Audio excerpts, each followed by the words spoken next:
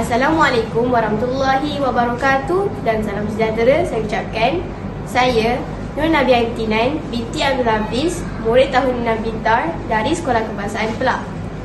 Hobi saya membaca buku dan bercita-cita ingin menjadi seorang guru. Hari ini saya ingin mengulas sebuah novel yang telah saya baca bertajuk Ibu, Amin Dah Berjaya.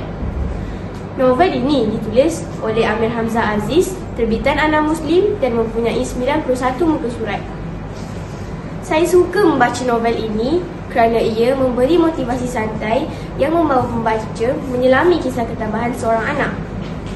Lazimnya, kanak-kanak sering berhadapan dengan konflik seperti rasa rendah diri, malu, sedih, kecewa dan pelbagai gangguan emosi.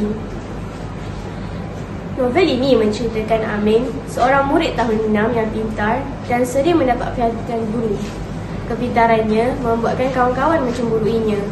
Kisah bermula apabila Amin dituduh mencuri tanpa asal-usul periksa. Amin tidak mencuri. Dia amat sedih. Ibu bapanya tidak mempercayainya kerana Amin seorang anak yang baik. Ibu bapanya tetap memberi semangat dan motivasi kepada Amin. Akhirnya, terbukti Amin tidak bersalah. Selain itu, Amin juga bersedih kerana ibunya sakit dan dimasukkan ke hospital. Guru-guru sekolah tetap memberi motivasi kepada Amin supaya bertabah dan jangan kecewa. Hasil ketekunannya, akhirnya Amin berjaya mendapat 5A dalam PSR. Dalam menahan sakit, ibunya tersenyum gembira atas kejayaan Amin.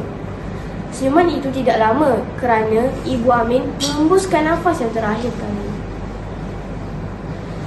Amin sangat sedih, namun dia berjanji kepada ayahnya bahawa dia akan menjadi seorang anak yang baik dan cemerlang.